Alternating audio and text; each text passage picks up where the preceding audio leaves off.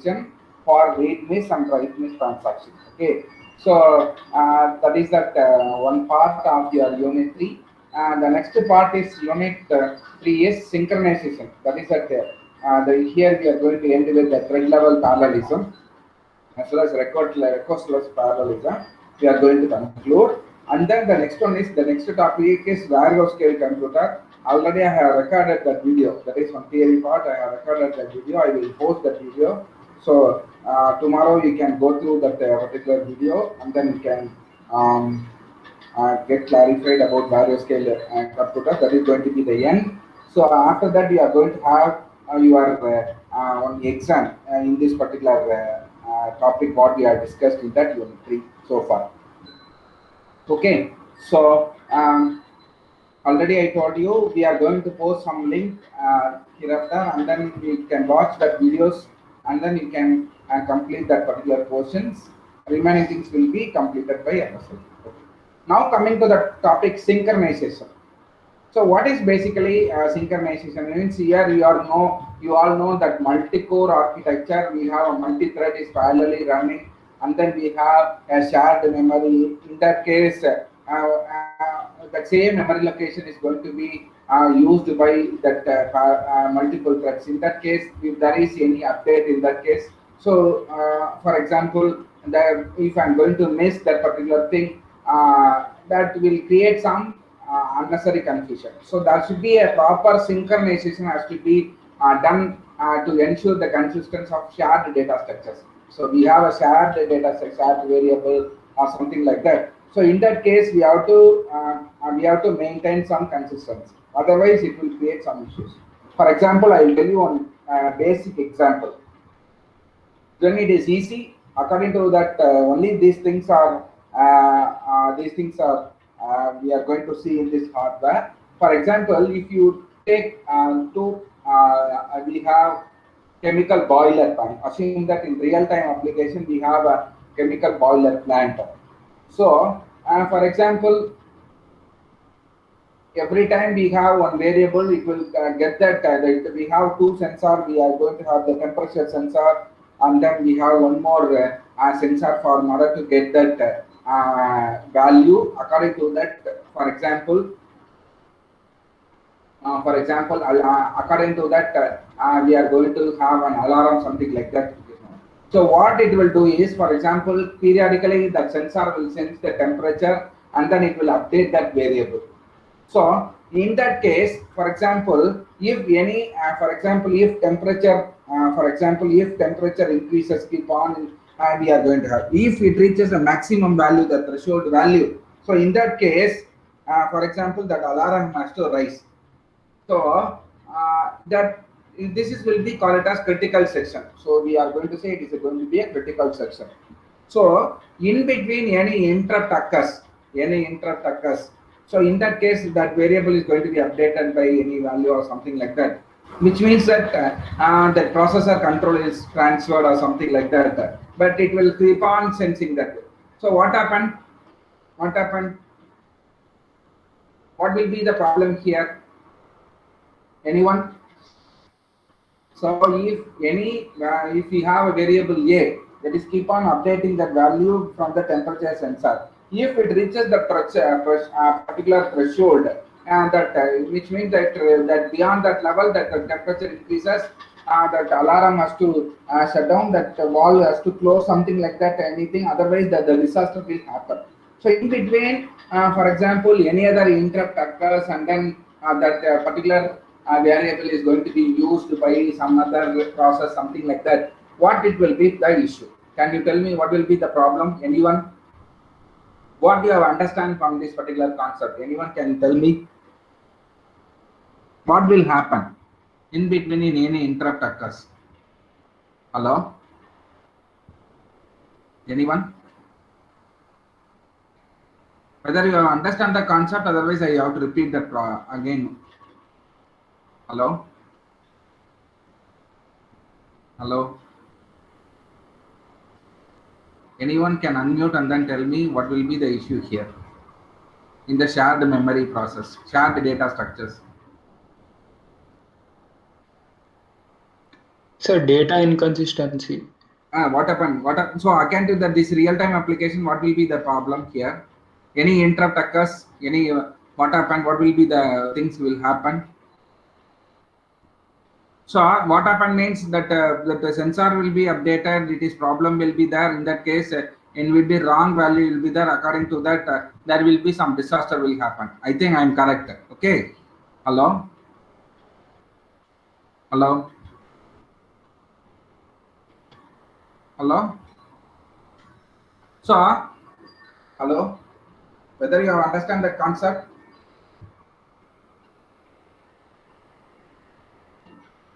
யாராச்சும் ஒருத்தர் பதில் சொல்லுங்கப்பா whether you understand the situation or not.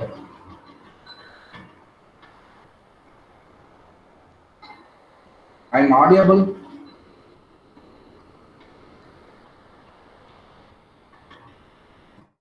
Hello. Yes sir, you are audible sir. Okay, whether you understand that concept, ma? Yes sir.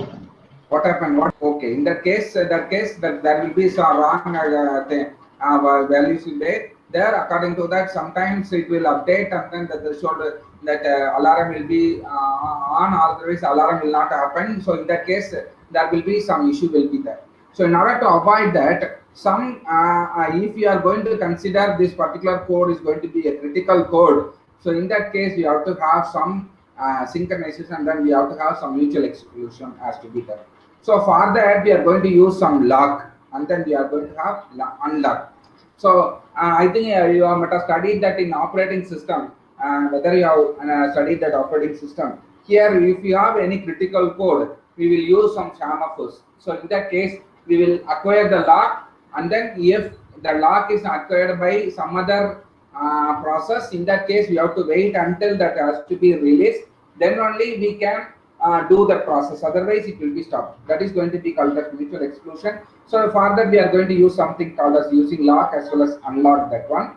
And then here we are either it can use lock, or otherwise we can check for flag, whether the flag is set or reset, and then we use using some barrier, global event synchronization. Any event occurs, according to that we are going to get that particular process. So in that case what it will be there, if I'm going to use hardware, it will be little bit speed, or otherwise if I'm going to use software, that cost is going to be high, and then flexibility, and then we have some adaptability there. So in such a case we have to use some synchronization. So what I'm going to do is, for example, I will consolidate all these values, all these lines, and then I will tell you. Okay, so for example, interchanges of value from a register. So I have some memory address, so I have some values for that particular register memory address. So in that case the value is 0, I will read. So if the process wants that particular memory address, it will read that particular register. So in that case what it will with the value, that it will return that value. If it is 0, indicate the lock is free. So in that case the memory address can be utilized. If one is used, in that case that lock is unavailable. So in that case that is used by some other process. So in that case the processor tries to set the lock by exchange of 1 in a register, so with the memory address to lock. So in that case particular memory address going to be locked. So in that case any other process cannot acquire that particular memory address. So in that case there is no possibility for order to get the memory address. So that will be called as critical store. So if we have some starting address, that case, so if I want to get the memory address, I am going to use some register. In that case I will write that value, then case it is going to be the value 0. In that case it is free, and then we can do some process. If I am going to read, that value is going to be 1. So in that case it is going to be claimed as, and already it is locked by some other process. So in that case, unless otherwise that 0 is going to be returned, we cannot process that particular memory. So that is going to be called as lock as well as unlock. Or otherwise we are going to have automatic read, modified write instruction. So we have for example I will read, if I'm going to have some values written, and then according to that if 0 is written, I will modify, and then I will have test and set, swap instruction, fetch and increment. So I will test that condition. I test that flag. If it is set, in that case I will stop. If it is a test is reset, and then I will swap, and then I will fetch the data, and then I will increment the memory address. Something I can do. So according to that value, I am going to value returned by that particular register. So in that case, this is one possibility. So implementing, for example, if I am going to implement through single atomic memory operation, we have some challenges. So for example, there will be some latency. So which means that I have to read, and then I have to wait, and then I have to get the result. According to that, I have to go for further action.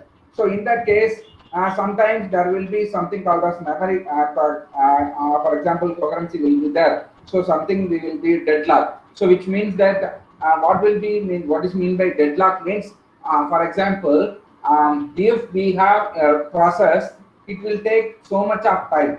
So in that case, for example, the small process cannot get that particular memory address.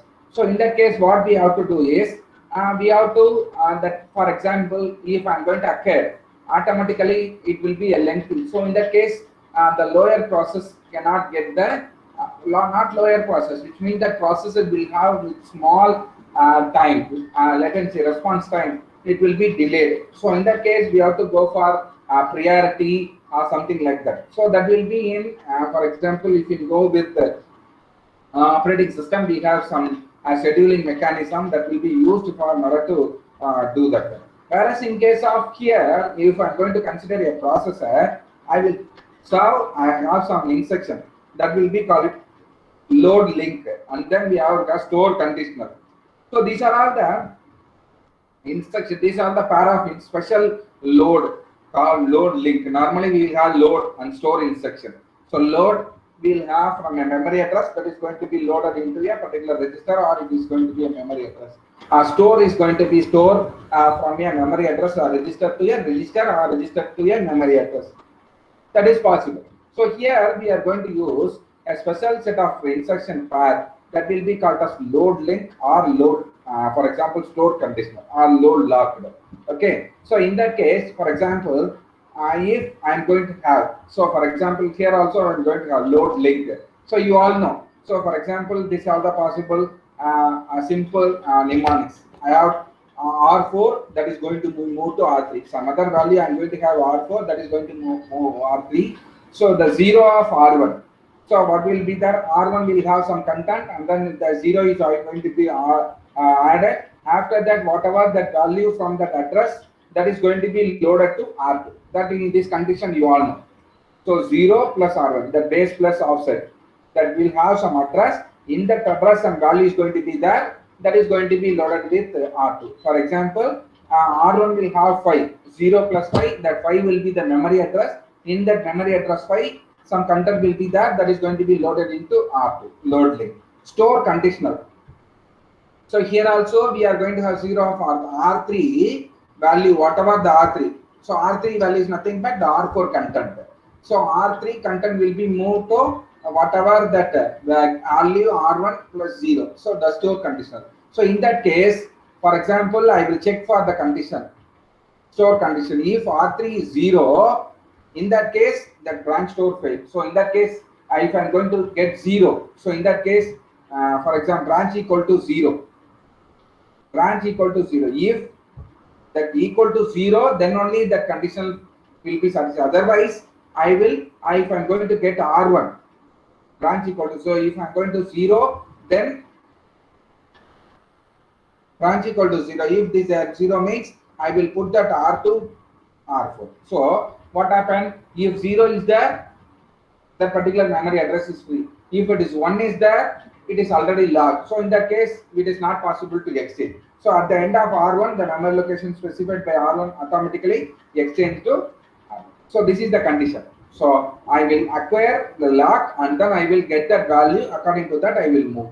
Similarly, automatic fetch and increment. So for example, I will get that value R2 to 1. If it is 1, if the conditional for example, if conditional satisfied, and then I will check for the address, and then if it is linked register is there, if that store conditional is succeed, I will safely permitted to exchange the condition. Otherwise, deadlock will be happen. That is going to be called as synchronization. So we have a number of instruction between load, link, and then store condition. It should be small. Otherwise, it will take so much of time. In that case, it is not possible to exchange some value. So similarly, we have, for example, we have several instructions. Either I can go for automatic exchange. So instead of load and link, so instead of, for example, load and store, I will go for a simple exchange instruction that will be used for in order to swap that condition, swap that value. So that is one possible.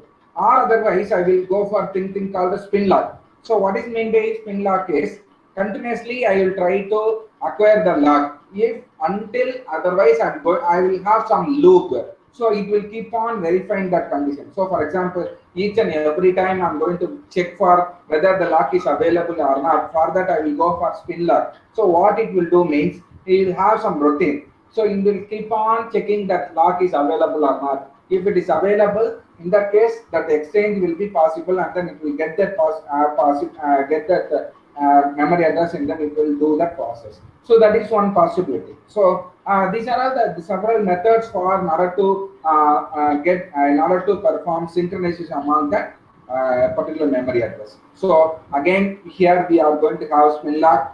Here we have some code to perform link. Remember that 0 is unlocked, 1 is locked. So you have to keep it in mind. We have several mnemonics which will be used for in order to attempt, in order to get that particular memory address, for in order to perform synchronization. Okay, so these are all the possibilities for in order to perform synchronization. So here also this particular table, it is going to given here. Here this kind of example will be given in your problem for in order to perform spin lock, or otherwise in order to perform a particular condition to satisfy, or otherwise I have to get that value 0 or 1. Okay, so this is one possibility. Otherwise, I will have something called as memory consistency. So we have something called as memory consistency. So what it will do is a two processor. It will be, for example, we have two processor. In order to get side by side, it is going to get that value. So what it will do is we have to follow some synchronization. So we have to go for already. You all know there will be we have to have a sequential order you have to follow. So you all know there will be something called as raw hazard, read after write. So in that case, so we have the same processor, we have two conditions. So in that case, we have if condition is occurs. That case, what happens? First, you have to follow the sequence. After that, only the condition has to be satisfied. Otherwise, we have the raw hazard is going to be happen. That is going to be called as memory consistency. Okay. So in that case, if A and B originally catched by both the processor with the initial value 0. So what it will, we have to have some interleaving mechanism that has to be followed for in order to get the memory address. Or otherwise, we will call it as we have to follow some sequential methods followed for in order to avoid some inconsistency. That is going to be that. So the last topic here, we have one small paragraph. It is the end of your unit 3. In that first paragraph, the programming view. So the programmer view also it is going to be is we have to follow sequential consistency model for order to get that shared memory concept. So shared memory concept, you have to follow sequential memory process, sequential order process for order to get the memory address. Okay, so that is going to be the end of that unit 3. The next topic in the unit 3 is Varro scale computer. So Varro scale computer is nothing but we have some cluster based mechanism for example cluster, and then cluster is used. So cluster means, for example, we have a vertical order of processor is going to be there. So in that case, how the Varro scale computer will be used for in order to increase the performance of that processor. So that is going to be the end of your unit 3. Okay, so unit 3 is going to be over, and then unit 4. For unit 3, I will post that link. You just go through that link. If you have any issues, you tell me, and then or otherwise, if you have any doubts, in that case, we will complete that. And the next class, we will complete that particular. You can send mail. We will discuss that particular issue what we are going to have. Okay, so in that case, your unit 3 will get over, and then we will move on to unit 4. In that unit 4, the first part unit 4 will be memory hierarchy. For that also we are going to post that video, so you just carefully go through the video, and then if you have any doubts you can ask me during the class sessions. Okay, so that is going to be the end of your unit 4. Unit 3 gets over. So you have any doubts you can ask me. If you have any doubts you can ask me.